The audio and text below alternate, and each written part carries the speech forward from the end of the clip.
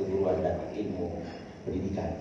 Saya ingin mengatakan, bukan karena saya ada di sini, tapi saya ingin mengatakan bahwa Fakultas Keguruan dan Ilmu Pendidikan hampir semua warna chapter kehidupan itu sudah ada di FK. Dan itu tidak semua dimiliki oleh fakultas lain.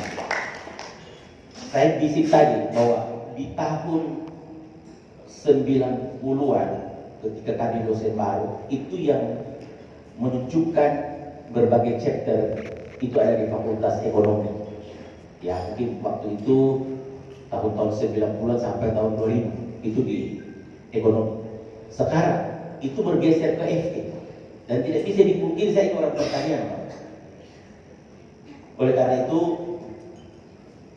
motivasi dan kreativitas yang terbangun di FK itu memang masih sulit diikuti oleh beberapa fakultas dalam lingkungan Universitas Tadulako. Karena itu saya mengatakan secara pribadi, saya menyatakan selamat kepada Fakultas Keguruan dan Ilmu Pendidikan. Kalau soal leadership ini di samping memang menjadi bagian dari kapasitas seseorang, tetapi dalam hal implementasi terhadap nilai leadershipnya itu kembali kepada orang per orang. Ya. Dalam ilmu manajemen ada yang disebut dengan leader are born atau leader are made. Ada yang mengatakan tidak ada leader are born, semua leader are made. Tetapi jangan lupa bahwa talent itu terlahir. Karena itu ada orang sejak awal dia menunjukkan jati dirinya, mungkin baru di SMP, SMA, talentnya sebagai leader arbor itu mulai kelihatan.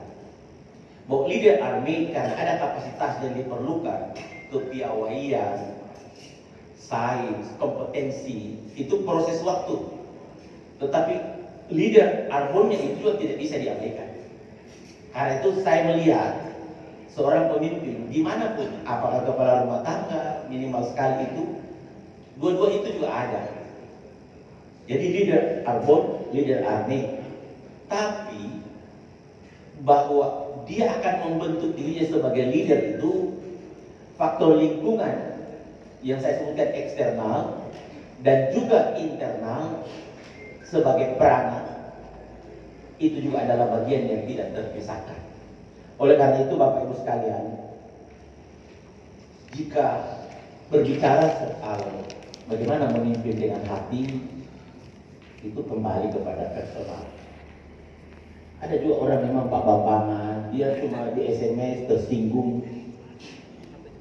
Kalau ada stafnya berangkat tidak pamit, dia tersinggung.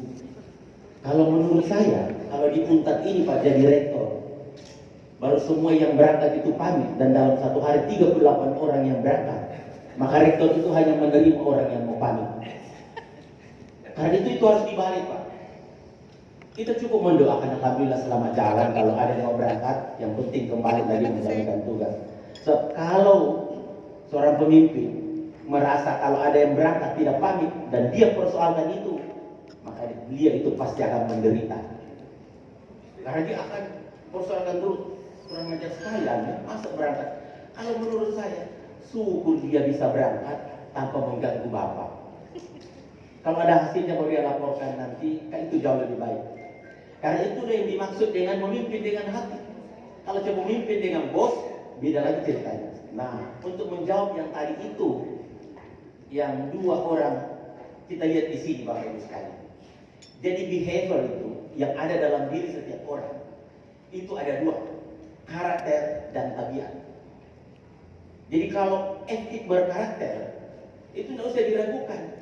Karakter itu pasti positif. Yang tidak positif itu adalah tabiat. Dan memang etik yang bertabiat. Karena inilah yang negatif, yang positifnya itu ada di sini. Jadi kalaupun yang disentuh ini itu dalam rangka building, melakukan penguatan. Jadi tidak ada orang yang buruk karakter. Yang buruk itu adalah tabiat, dan itu lahir dari behavior seseorang. Makanya tidak ada tadi efektif berkarakter, karena memang positif. Positif kalau berkarakter. Ini ciri-cirinya, ini tabiat ini. Itu biasa ada pada bos. Memerintah, menakut-nakuti. Kalau kamu tidak awas memang ada di sini. Ada sama bos. Menyalahkan. Tidak ada staf yang salah. Yang salah itu pemimpin. Kenapa? Karena di situ melekat tanggung jawab. Jadi kalau masih disalahkan, berarti Anda di dalam memimpin itu yang tidak bisa memanage tugas-tugas yang melekat. Dan selalu ini, lambat saja kopi itu marah, Pak. Mana Ilham ini? Misalnya ya Pak Ilham ini kan yang kasih kita kopi selama ini kasih. Lambat saya sedikit itu marah. Sedangkan leader itu dia harus memiliki ini. Kenapa? Karena dia memang menuntun. Dia respect, menata, jelas arah, dan dia melayani, bukan dilayani. Jadi kalau tidak dilayani kopi lalu marah, berarti leader ini berubah jadi bos. Jadi di situ kira-kira, walaupun ini hanya ilustrasi, tetapi ini bisa dirasakan, walaupun kadang-kadang sulit diidentifikasi. Ciri-ciri dia pemimpin, bawa masalah ke dalam ruangannya. Kalau ke dalam cemberut dan keluar tanpa cemberut, berarti yang ditemui di dalam adalah bos. Tapi kalau keluar dia senyum, kan kalau dia meminta tidak harus diberikan. Tetapi ketika kita tidak mau memberikan, cara mengatakan tidak memberikan itulah yang menentukan dia seorang leader yang berkarakter atau dia bos yang bertabiat. Ini kasihan sudah masuk cemberut, keluar tambah cemberut. Yang paling cilaka kalau dia masuk senyum, keluar cemberut. Ternyata disemprot kasihan di dalam lagi. Jadi jangan sampai 2 kali dia dapat. Sudah tidak dia dapat yang dia minta, dapat marah lagi. Ini kan double garda. Tapi tidak diberikan, tapi tidak dimarah. Kan itulah yang disebut dengan pemimpin. Bagaimana dia memilih. Makanya ada istilah, katakan tidak bukan dengan kata tidak. Maksudnya sama. Juga tidak memberi. Jadi jangan jokas yang baru duduk, apa lagi kau cari kan? Minta apa? Padahal orang belum minta, orang datang kasih yang bawa honor.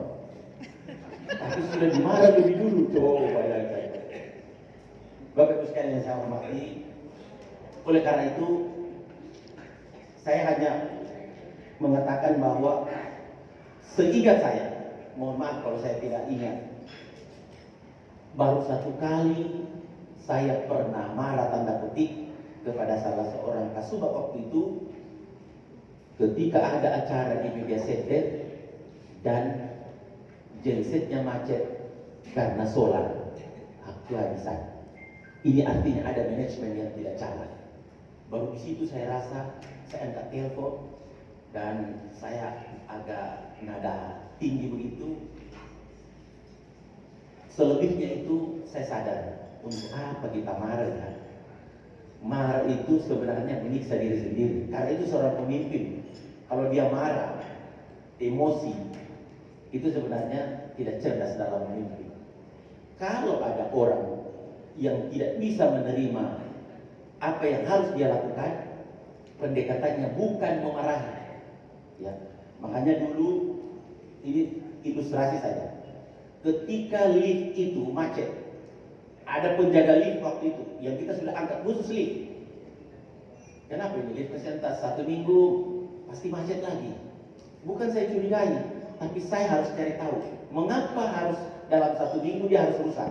Kenapa tidak 3 minggu Kak 1 kali, baru berubah 1 minggu? Ini setiap 1 minggu Pak. Dan ternyata ikutannya itu RAB. Jadi setiap rusak RAB. Saya mulai berpikir positif pikiran saya bahwa ini dalam rangka diperbaiki. Tapi mengapa rentang waktunya itu seperti time series 2001, 2002, kira-kira begitu. Nah, saya lihat akhirnya terungkap bahwa memang ada sindikasi yang memang kan tahu Saya orang pertanian, tidak mungkin tahu yang namanya elektronik. Saya pelajari. Saya langsung kasih tahu, kasih masuk memang draftmu untuk hari Sabtu. Akhirnya saya duluin bahwa kasih masuk memang draftmu. Hari berturut-turut Pak, Sabtu rusak. Saya panggil, sudah ada draftmu untuk hari Sabtu depan? Belum Pak, bikin memang. Ternyata 4 Sabtu tidak rusak-rusak. Ini yang namanya kepiawaian. Ya, jadi tidak usah kita marah. Cukup kita melakukan satu instrumen dan dia bisa koreksi. Bisa saja saya ini ditahu. Jadi ini kembali kepada personal seorang pemimpin.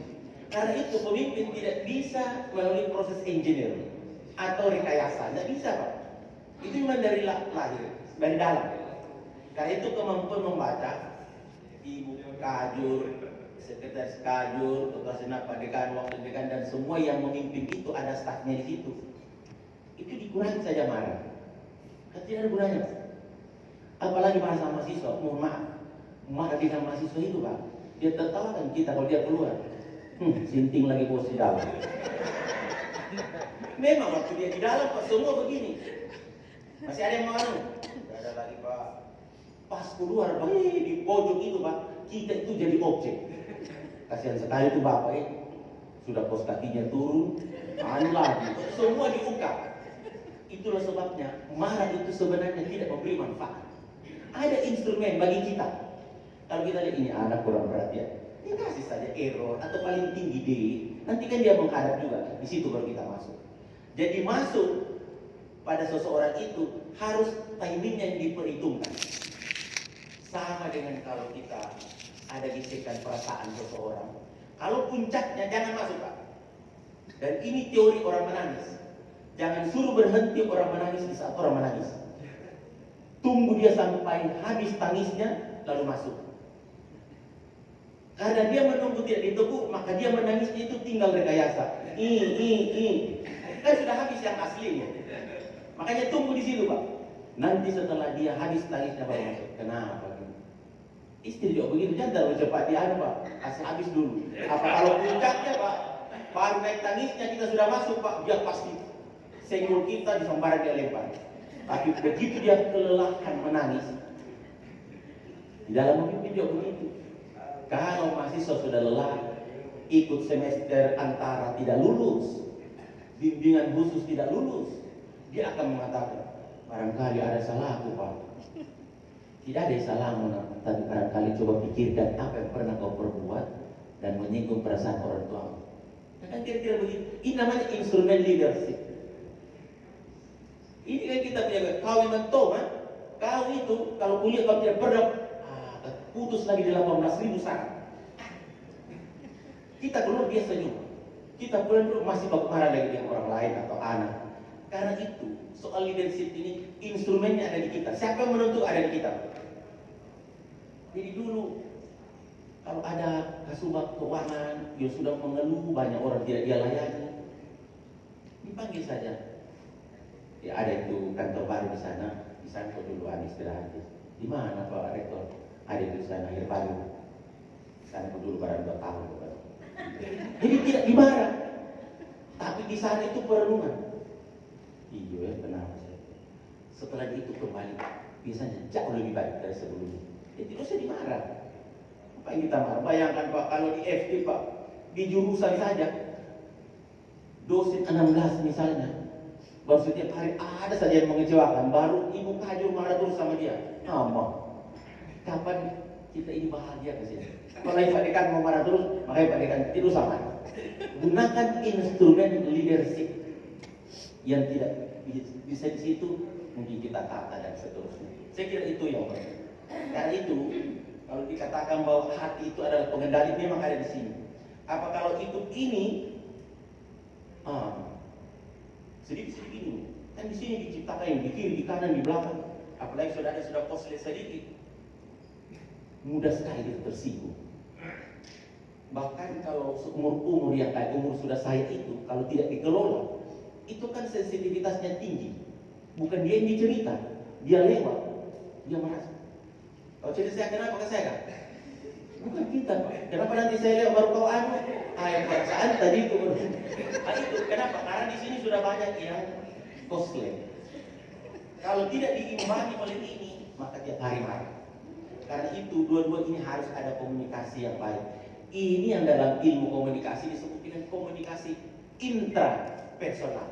Turun naik dari pikiran turun di hati. Kalau antar orang yang namanya interpersonal. Kalau pemimpin terhadap bawahnya makanya interkomunal. Sehingga kapan kita harus berkomunikasi intrapersonal, kapan interpersonal? Di dalam, mohon maaf, saya saudaraku yang dari agama Hindu, di sana dikenal apa yang disebut dengan prana.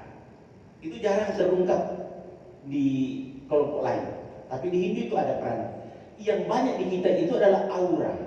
Padahal pasangannya itu aura adalah prana. Bagaimana dia di dalam melakukan diskusi intrapersonal, lalu dia keluar. Yang keluar inilah sebenarnya yang menentukan apakah itu perintah, apakah itu anjuran, apakah itu keteladanan, apakah itu informasi dan seterusnya. Komunikasi prana yang keluar itu menjadi aura. Jadi aura ini tidak selalu yang kayak di kecantikan itu, bukan.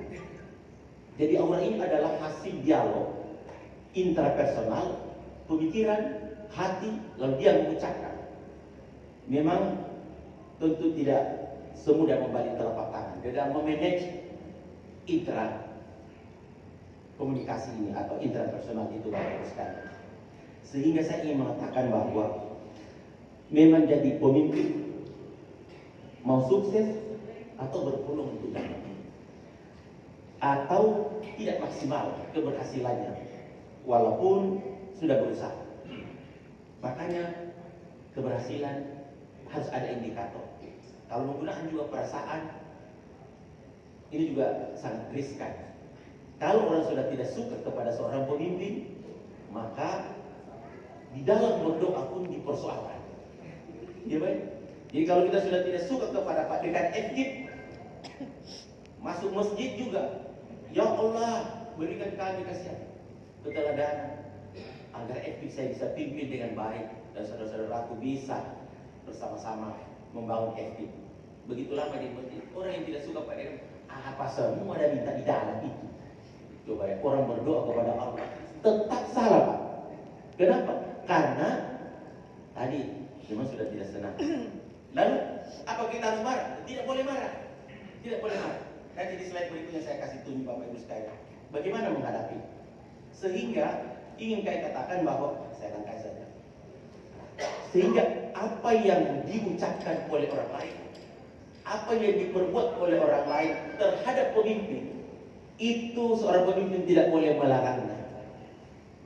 Tidak ada pemimpin yang bisa melarang seseorang. Misalnya kita dilapor ke Polda, dilapor ke KPK, dilapor ke Kejaksaan. Tidak seorang pemimpin pun yang bisa melarang itu. Tidak boleh. Kita tidak punya kewenangan untuk melarang itu. Jangan melapor saya, jangan cerita jelek saya. Intinya apa? Itu kembali kepada kita. Kita harus menerima itu. Bahwa kita menjadi pemimpin harus siap menerima apa yang tidak menyenangkan. Jadi tidak boleh hanya remun. Kenapa saya sebagai dekan remunnya rendah? Kenapa? Tidak boleh. Itulah namanya balancing di dalam menjadi leader. Tinggi remunnya, tinggi tunjangannya, tinggi juga risiko dan beban tanggung jawabnya. Jadi jangan cuma remunnya yang diperjuangkan, tapi begitu ada hempasan mengeluh. Seorang pemimpin tidak boleh curhat, Pak. Saya katakan tidak boleh curhat, tidak boleh mengeluh, apalagi cengeng. Tidak boleh, Pak. Ya, kalau seorang pemimpin mengeluh, bisa dibayangkan yang di bawahnya, bisa lebih gaduh. Karena itu, Bapak mungkin biasa mendengar, kenapa kalau pemimpin suatu negara sudah sekarat itu belum diumumkan? Pernah mungkin baca, pernah dengar? Kenapa tidak diumumkan? Kecuali sudah meninggal betul. Karena itu menghindari kegaduhan di tingkat bawah. Karena itu kalau pemimpin yang mengeluh, bisa dibayangkan Pak, berapa keluhan ada di bawah. Dia akumulatifnya itu ke bawah. Semakin ke bawah semakin melebar. Kenapa? Karena piramid jumlah yang di bawah itu lebih besar. Mengeluh di atas, resonansinya lebih besar ke bawah. Karena itu, sepanjang saya mendapat amat, belum pernah Pak. Mau dicerca, mau diapa, mau dilapor, mau diapa. Tidak pernah saya bilang panggil PR2. Bagaimana nih kasihan. Kalau saya mengeluh sama PR, lalu PR mengeluh sama siapa? Sementara kita rektor Pak. Karena itu kita rektor, kita dekan Pak. Kita harus jadi tempat curhat. Tidak boleh dekan yang curhat ke bawahnya. Sudah pernah ada yang menerima curhatnya dekan? Mulai sekarang saya kasih tahu, jangan menerima curhat. Tidak boleh, tidak boleh. Dan itu harus dilakukan. Tidak boleh seorang pimpinan itu curhat. Sangat berbahaya. Ke bawah ini lebih rentan. Ya, ke bawah lebih rentan. Sehingga ingin saya katakan bahwa menjadi pemimpin itu bukan hanya mendisposisi, termasuk mempersiapkan jiwa raga, mewakafkan hidupnya untuk siap dicaci maki, siap dipuji, siap dipatente, dan siap juga dilapor. Tidak boleh Pak. Saya berusaha mudah-mudahan tidak ada lapor. Ini tetap ada lapor. Soal lapor kemana? Lapor sama istri atau apa itu tetap akan ada yang melapor. Ya. Misalnya terima honor, tapi tidak bilang ke ibu, pasti ada yang lapor itu. Jadi kita juga jangan alergi untuk dilapor, tetap harus siap lahir batin Bapak Ibu sekalian. Nah, ini saya katakan, kalau sudah keluar ini Mbak, ini kalau sudah keluar ini kan sudah aura ini, sudah influencer, sudah menjadi sosok yang memberikan pengaruh. Saya katakan tadi influencer itu, maaf, ini Pak, kalau sudah keluar, ini kan masih intention, masih niat, masih didialogkan di dalam intrapersonal. Kalau sudah keluar, dia sudah berdampak. Ya, dia berdampak. Kenapa? Karena orang sudah mendengar, orang sudah merasakan, orang sudah tersentuh. Jadi kalau ada ucapan dan sudah keluar, maka inilah ada kemungkinannya. Orang sudah dengar, orang sudah rasakan, orang sudah pahami, orang sudah jalankan, ada yang sudah menimbang, ada yang menolak. Jadi kalau sudah keluar di bibir hasil dialog antara pemikiran dan hati, maka itu artinya sudah lepas. Yang satu-satunya bisa ditarik kembali itu hanya pendekatan hukumnya. Pendekatan sosiologisnya tidak bisa. Apa pendekatan hukum yang kami maksud? Misalnya begini, saya membuat pernyataan kepada dekan di depan orang banyak. Lalu Pak Dekan tersinggung dan dia anggap bahwa ini adalah penghinaan atau membuat apa orang lain begitu. Ada pasalnya itu. Membuat orang lain tidak enak atau tidak nyaman atau dianggap hinaan. Secara hukum itu bisa dicabut. Bahwa dari hati yang paling dalam, apa yang kami ucapkan tadi ke Pak Dekan, saya nyatakan tidak pernah ada dan saya cabut kembali. Berarti ini secara hukum tidak bisa lagi. Tetapi secara sosiologis tidak bisa Pak. Tetap orang bilang kasihannya Dekan tadi nih, saya dengar dikasih begini. Jadi hukumnya bisa dihindarkan, tapi sosiologisnya tidak. Karena itu memang apa yang mau dikasih keluar, karena orang akan mendengar, orang akan merasakan dan seterusnya. Inilah pentingnya dialog intrapersonal. Kalau di sini emosi tanya pun ini, tidak apa-apa saya emosikan. Kalau ini berdemi satu kali, jangan Ci. Tapi ini ada alasannya, ada letak kanan yang menjelaskan, yang membuat frame. Tapi tidak, kalau dibiarkan ini, dia tanya lagi. Tetap saya, jangan. Manfaatnya lebih kecil dibanding dengan yang tidak bermanfaat.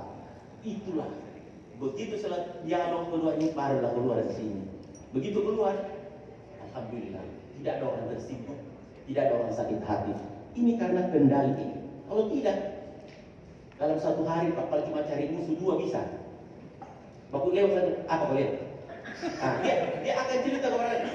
Kurangnya sekali itu masa saya ada ini Pak, berkepanjangan. Sulit ini merubah. Walaupun itu satu kata. Hari itu cari sahabat, cari pertemanan itu adalah mahal. Tapi cari permusuhan atau kebencian itu mudah sekali. Dan itu kembali kepada orang per orang. Tidak ada teorinya bagaimana caranya, tidak ada. Kembali kepada orang per orang. Saya langkah. Sekarang ada pertanyaan. soal leadership. Kalau seseorang berada pada posisi leading, yang satunya berada pada managing, ini berbeda. Leading, dia harus memikirkan apa yang harus dikerjakan. Itu leading, posisi leading. Sedangkan posisi managing, dia harus mengerjakan apa yang sudah dipikirkan. Karena itu yang menyusun visi itu harus ada pada leading, yang dipimpin oleh seorang leader. Sedangkan manajer ini harus mengimplementasikan. Dan di sini tidak ada target. Yang ada target itu ada di sini. Target-target yang ada di sini misalnya di prodi itu adalah managing. Kenapa? Dia harus menentukan berapa yang harus diluluskan tahun ini berdasarkan data yang ada. Yang masuk 1000, masa yang keluar cuma 100, 200, nanti bertumpuk. Nanti tahun depan nambah aja tidak terkelola dengan baik. Makanya dia harus memasang target bahwa kalau 1000 yang masuk, minimal sekali harus 900 yang keluar. Ini target. Itu target. Bukan di sini. Harus ada di sini. Nah, tinggal ditahu siapa di antara Bapak Ibu sekalian yang ada di posisi leading dan siapa yang ada pada posisi managing. Berbeda. Jangan sampai managing tapi merasa leading. Tidak bisa. Tidak bisa, Pak. Harus saling membagi. Karena itu harus ada kesepakatan dan saya kira itu sudah jalan. Yang terpenting bahwa jika ada SOP yang ditetapkan, jangan disalahkan kalau tingkat manajer itu menerapkan itu. Tidak bisa disalahkan. Kenapa? Karena di sini memang dikejar target. Karena itu posisi prodi, unit itu adalah manajer. Dia harus memiliki target Bapak Ibu sekalian. Sebaliknya, fakultas itu posisi managing untuk level rektor. Tapi di fakultas, dekan itu posisinya leading. Karena beliau adalah leader di sini. Jadi tergantung. Kalau ini tidak dipahami, ya itu tadi. Nanti saling benturan. Benturannya minimal di perasaan. Kenapa ini Pak? Karena campur semua itu. Padahal bukan urusannya. Padahal mungkin bukan mencampuri, mengikatkan karena ada target yang sudah ditetapkan oleh tingkat managing yang berpengaruh pada posisi leading. Kalau ini ditanya, karena posisinya leading di fakultas ini, dia adalah manajer di matanya rektorat. Karena itu harus ini yang menggerakkan, berdampak ke sini, karena ini juga di managing di tingkat yang lebih tinggi. Pemahaman-pemahaman ini harus dimiliki. Kalau tidak, nanti itu tadi, kenapa kau urusi, kenapa padahal bukan diurusi, tapi diingatkan. Tadi disebutkan capaian-capaian, apa itu capaian pembelajaran, capaian prodi, dan seterusnya. Itu teknis dan Bapak Ibu sekalian sudah memahaminya. Saya angkat. Ini saya kira bisa dibaca. Nah, ada kaitannya dengan keputusan. Ciri-ciri seorang pemimpin yang menghindarkan kegaduhan berkepanjangan, dia harus berani ambil keputusan. Tidak ada keputusan yang diambil oleh seorang leader yang menyenangkan semua orang. Itu mustahil. Dimanapun di dunia ini. Dan di level manapun kita memimpin. Karena itu, identifikasi konsiderasi yang mau digunakan.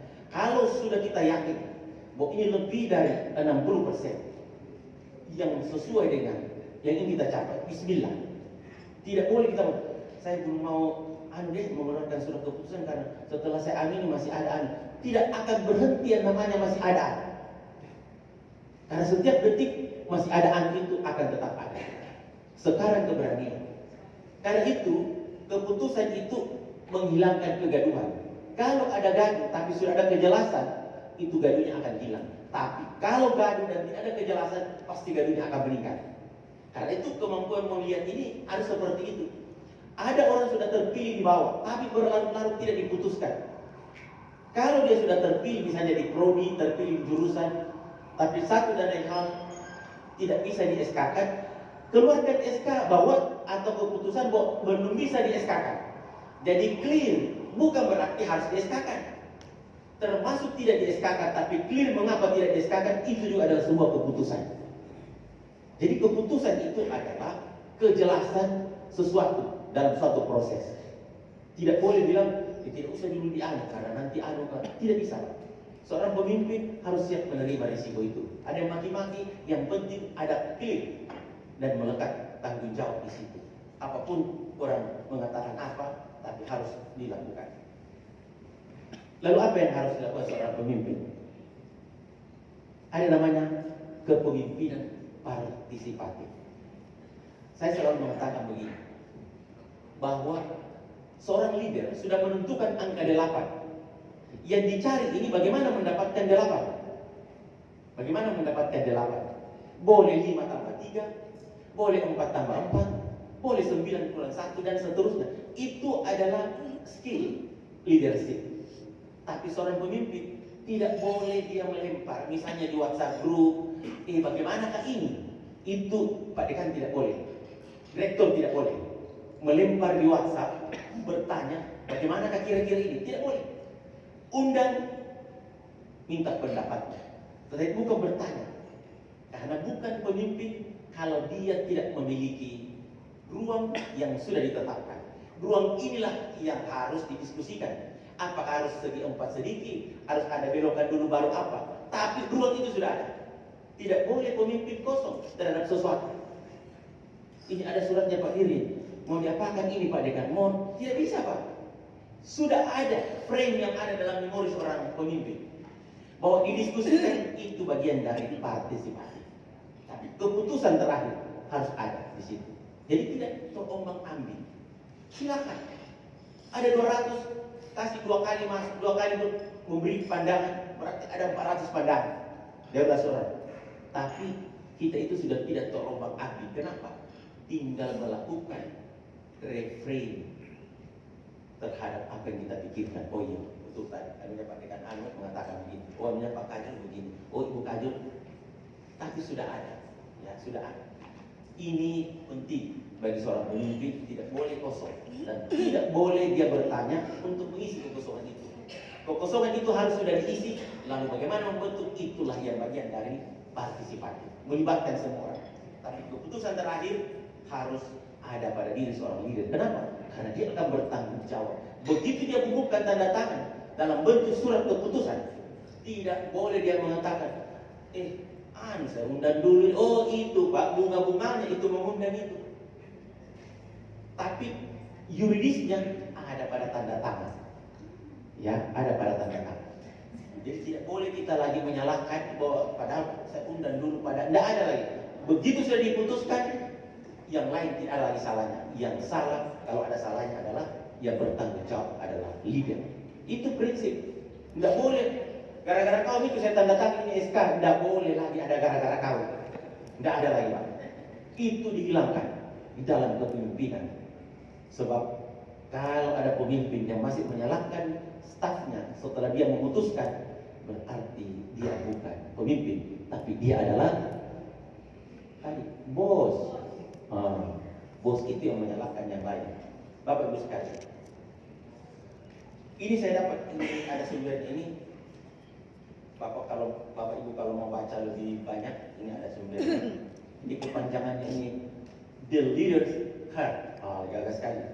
Hunger for wisdom, expect to the best, accept responsibility. Beliau ada yang terjemahkan Pak Ketua Senat. Respond with courage, think other first. Yang saya ingin garis bawahi. Ini Pak. Think other first. Memikirkan dulu orang lain, baru kemudian dirinya. Ya, think other first. Jadi yang pertama dipikirkan itu orang lain. Ini tidak kan biasa ditanya dulu. Kalau ditanya berapa remunnya kan? Dia tanya bendahara. Mesti Pak DKM itu tanya. Sudah dapat semua karimun ini, stafku. Tidak boleh. Ada di karimunku. Tanya-tanya dulu ketua senat juga ke senat. Ada di karimunnya ketua senat. Ini yang dimaksud dengan think other first. Jadi yang lain. Ini memang tidak mudah. Tapi kalau mau jadi leader ya ini. Kalau mau jadi bos, sudah ada kan bukan? Bos itu. Ya. Jadi di situ kira-kira maksud dari pelajaran yang kita ini bisa dibaca Bapak Ibu sekalian. Nah, ini yang saya tadi sebut soal kegaduhan Bapak Ibu sekalian. Lambatnya kita berkeputusan, ya, berarti itu soal tahi. Wah, jangan memang mengulur Pak. Kebiasaan mengulur pasti akan gagal. Jadi pertimbangkan keputusan tepat waktu. Tidak boleh sudah berkelahi orang di bawah baru ada keputusan. Keputusan juga harus tepat tujuan. Bahwa tidak semua orang senang, tidak semua menerima, itu bukan. Kenapa? Karena kita juga sudah mampu menentukan akan berdampak seperti ini. Kalau saya putuskan ini, maka dampaknya ini. Yang penting kita sudah tahu. Begitu kita sudah putuskan, mulai ribut, no problem. Kita sudah persiapkan diri kok dia akan berdampak. Intinya itu ya, ini tadi ada tadi komunikasi. Kira-kira saya mau bagaimana, bring her. Selalu ada dialog gitu. Tapi pada akhirnya juga harus berkeputusan. Tidak boleh juga ini terlalu lama aku goda-goda ini. Apalagi 3 tahun baru. Ini tidak boleh juga full di sini. Kenapa? Karena di sini tidak ada kreativitasnya. Yang ada itu ada di sini. Ada di otak kiri yang menentukan saya bagaimana membelanjakan ini. Setelah menggunakan otak, bagaimana mendapatkan. Kalau langsung bagaimana membelanjakan, belum ada yang mau dibelanjakan, salah juga. Jadi kreativitas dulu bagaimana mendapatkan uang, lalu kreativitasnya bagaimana membelanjakan. Itu ada di sini, bukan di sini. Kalau di sini itu semua dia mau. Ada keadaan, tidak boleh juga diikuti semua ini. Kenapa? Karena di sini umumnya adalah rasa. Sedangkan di sini adalah kendali karena ada kaitannya dengan kreativitas Bapak Ibu sekalian. Bapak Ibu yang kami hormati, tinggal beberapa slide ini. Yang slide yang paling prinsip menurut saya. Leader di antara amunisi dan perisai. Pemimpin tidak akan pernah lolos dari uji nyali. Ya, rasa-rasa saja yang ibu sudah pernah terprodi, kejurusan, rasa-rasa saja pasti ini selalu ada ini. Saat datang terpaan angin puting beliung. Oh, ini coba ya, saat dari sana. Ini kalau ibu itu pakai jilbab, kasihan tahammul ini jilbab. Kenapa dihantam? Maksudnya begini, di kancis adalah saya sudah lupa karena belum duduk sudah. Bagaimana ibu ini kan? Nah, itu angin puting beliung. Jangan dihindarkan. Tidak boleh. Tidak boleh. Seorang pemimpin apapun risikonya. Karena itu kalau ada pertanyaan, yang dibutuhkan pemimpin itu dari sekitarnya. Kan pemimpin juga punya sahabat. Kita usahakan sahabat yang banyak itu adalah sahabat fasik, bukan sahabat paracetamol. Di mana bedanya Bapak Ibu sekalian? Di mana bedanya? Ini saya lihat. Ini sudah ada. Semua orang sudah memiliki ini. Sudah memiliki. Ini yang dimaksud tadi leader are made itu ada di sini. Sekolah, profesionalnya, hebat di metodiknya dan seterusnya itu leader are made. Tetapi leader are born itu terbawa. Jadi ada orang memang kokoh. Tidak sekolah juga dia kokoh. Ditampilnya juga yang kiri lagi, yang kanan lagi. Itu berarti dia tegar menerima terpaan. Jadi angin dari mana pun tidak ada masalah. Dan satu, harus tenang. Tidak boleh kita, ini yang saya kata yang tenang ini tidak boleh cengeng. Berikutnya harus tangkas. Tangkas itu yang bertanya sama orang. Tangkas itu ada di kita. Karena itu harus pandai membaca ciri-ciri orang lain. Tujuannya apa? Kalau dia cinta jelek kita maksudnya apa? Dan kita tidak boleh hindari itu. Karena itu adalah bagian dari angin puting beliung, Bapak Ibu sekalian. Ini yang saya maksud. Ini butuh tambahan kekuatan. Dari mana? Itu tadi. Ada yang sahabat paracetamol, ada sahabat vaksin. Ya. Ini A ini. Apa ciri-cirinya sahabat ini paracetamol? Kalau kita kena terpaan, ya tetap saya ini sudah pengalaman Pak, dan alhamdulillah tidak pernah membuat berat badan saya turun.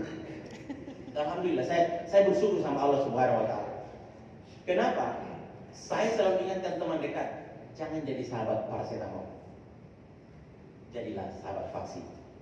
Jadi saya sudah praktekkan ini vaksin itu sebelum ada pandemi Covid. Ciri-cirinya apa Bapak Ibu sekalian? Kalau kita kena terpaan, misalnya saya lihat di koran, lalu ada sahabat yang datang, Bapak sudah baca di koran? Nah, paracetamol ini. Paracetamol. Belum baca, karena saya memang tidak tertarik untuk membaca. Kurang ajar sekali itu Kurang sekali itu masa dia tulis-tulis begitu. Baru ada itu lapor Bapak di Polda, Bapak sudah dengar? Belum. Kurang ajar itu sahabat paracetamol. Ini tidak boleh terlalu banyak, Pak. Kenapa? Karena dia hanya meredakan rasa sakit, tapi tidak menghilangkan. Lalu apa yang harus dicari? Walaupun dibutuhkan paracetamol, yang dicari itu adalah sahabat vaksin. Begitu memang itu Pak kalau jadi pemimpin.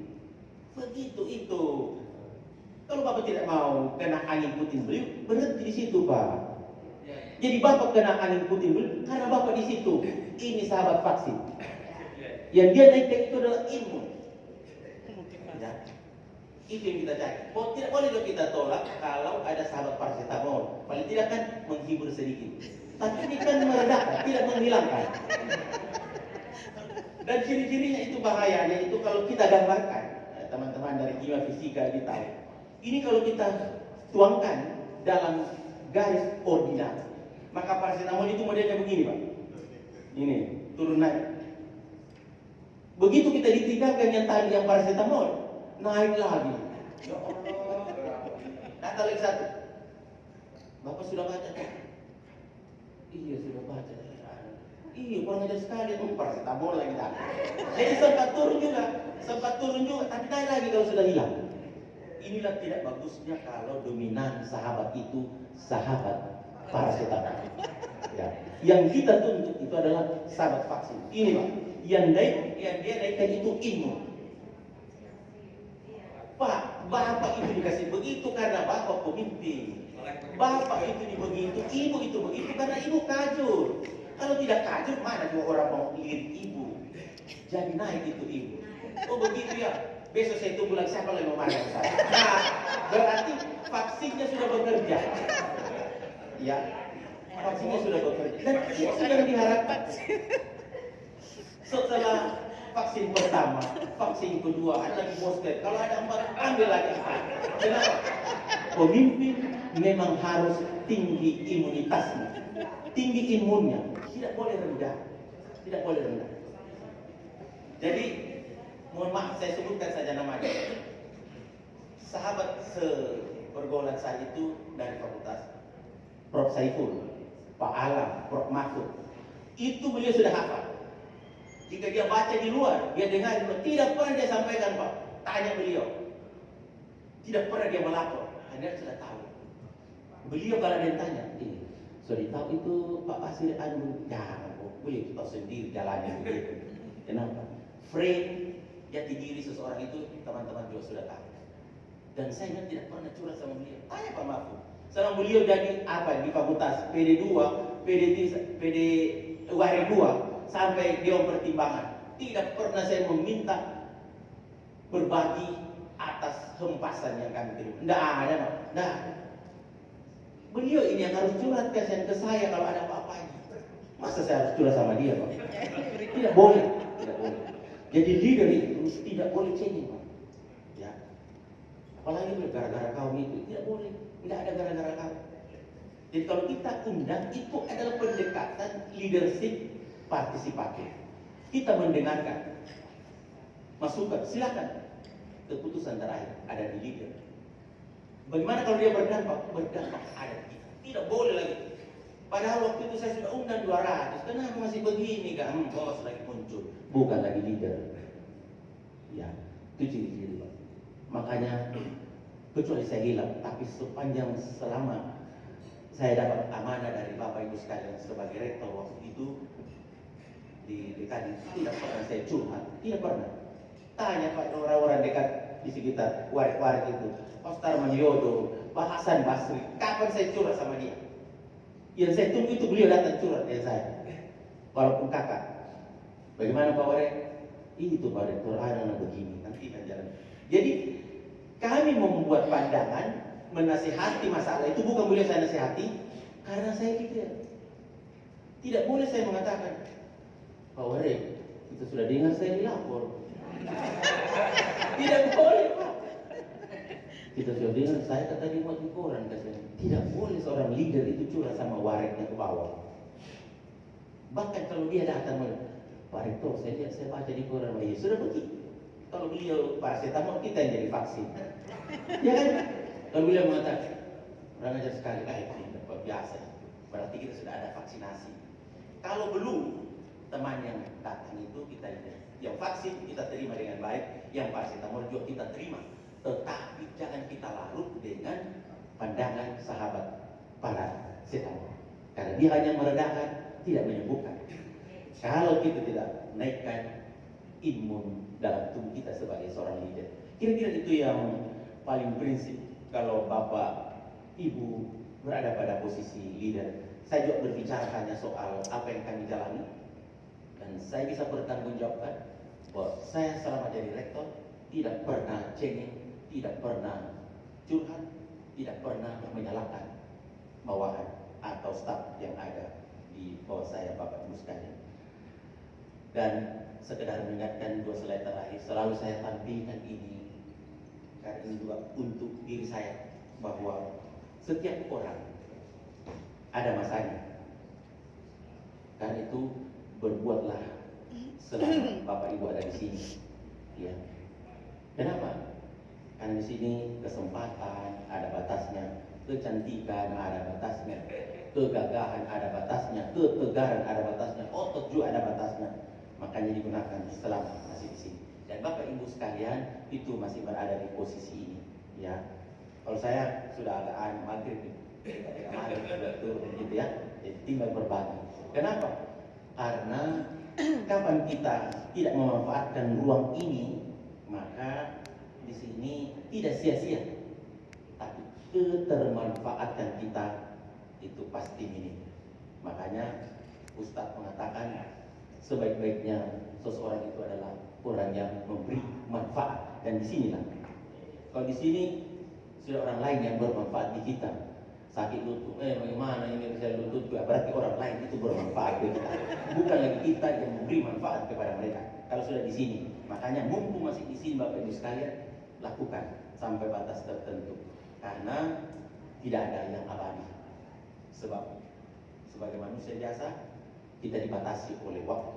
Itulah sebabnya waktu untuk putaran kehidupan manusia berbeda dengan waktu untuk putaran ekologi. Jadi masa ekologi itu panjang, sedangkan masa kehidupan manusia itu sangat pendek. Karena itu, kalaupun kita tahu dulu ada tsunami, cerita.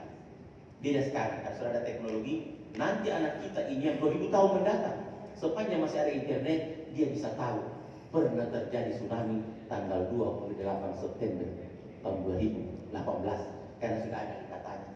Tapi kita tidak bisa mengetahui yang terjadi tsunami tahun 1900 sekian saja sebelum lahir kita. Yang mau menceritakan juga sudah meninggal. Kenapa? Karena range-nya pendek. Ya. Dan itu yang harus kita sadari, bahwa kita selalu dibatasi oleh range waktu agar kita tidak menyanyiakan waktu. Berikutnya, ini juga selalu saya ambil apa yang disebut dengan Bill Gates ini sejalan dengan ajaran agama, ya, bahwa tidak ada orang lahir itu membawa emas, membawa mobil, membawa rumah dan seterusnya, karena yang diberikan bekal itu hanya 10%. Semua orang lahir hanya 10%. 90% itu kembali kepada diri masing-masing. Karena itu Bill Gates mengatakan, jika Anda lahir dan miskin, itu biasa. Tapi kalau sampai Anda mati tetap miskin, berarti Anda yang salah. Karena tidak mencari yang 90% dari kehidupan yang dijalani. Saya kira ini yang bisa kami sampaikan. Mohon maaf kalau ada kesalahan. Assalamualaikum warahmatullahi wabarakatuh.